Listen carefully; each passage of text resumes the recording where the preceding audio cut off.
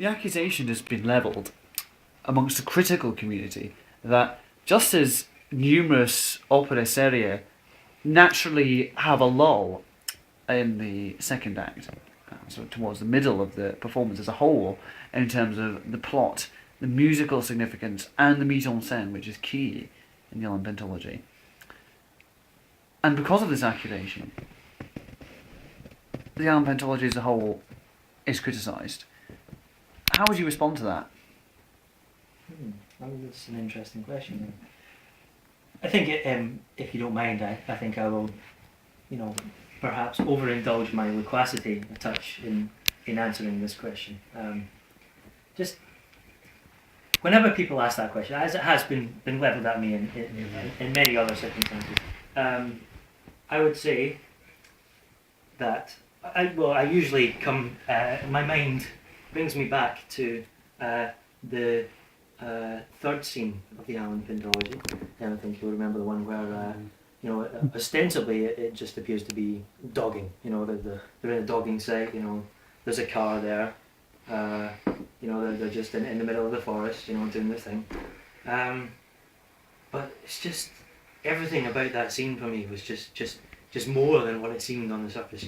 There was there's a storm coming down. And it's like there's the water and it's just everything's lightning and it's just like the pathetic fallacy in that situation just made me think, wow, the existential overtones of that scene were just brought to the fore, shoved, rammed in your face. It was like the personified libertarianism shitting on your head, and that's what I always say. I mean, all critics have said to us, how can you have a film that is so morally against society's interpretation of intercourse and the excessive degradation of the sexual act in our society? How can you have a film which rebels against this but yet features such gratuitous intercourse? It is a good question, definitely. Anal penetration, such. I mean, I say to such people, to these people, I mean, it just shows that I don't think I need to explain to you the small-mindedness that there is in,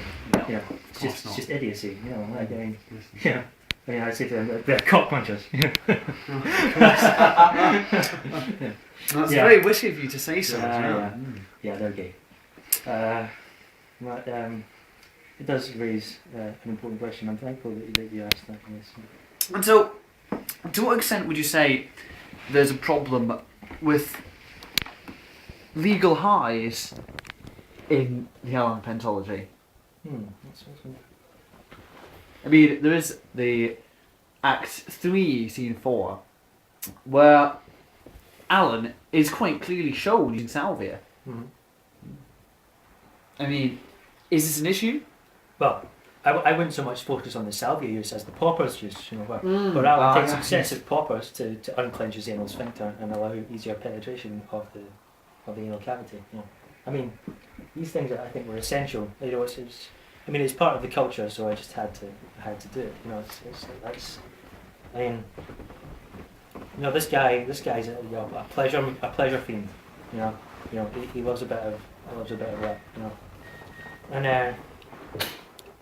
there's been such a big thing made about this use of salvia, and everyone's seen the videos, but I think Alan Pentology really pioneered that market.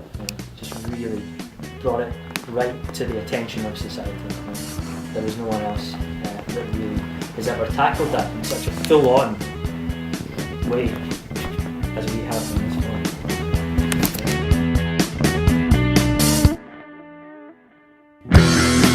This is a song for Ireland and the work that he has done. Won't you listen all you want? It will never be down again. This is a song for Ireland and the world that he has made. Won't you listen all you want?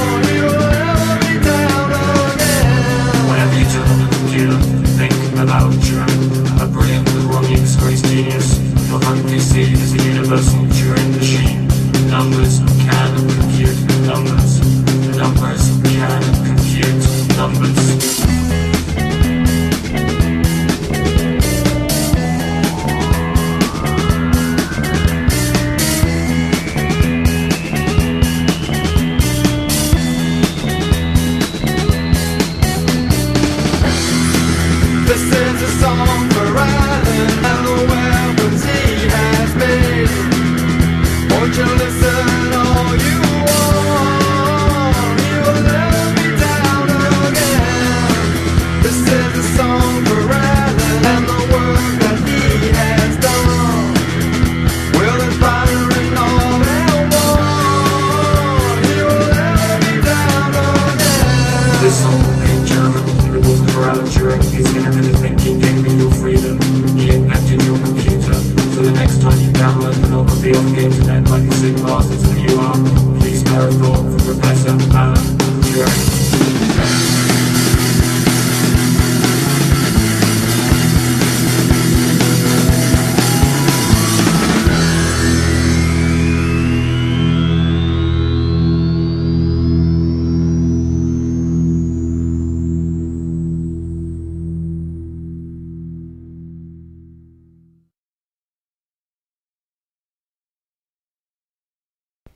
A lot's been made about the actual technique used in the film. The producers are really very skilled. No.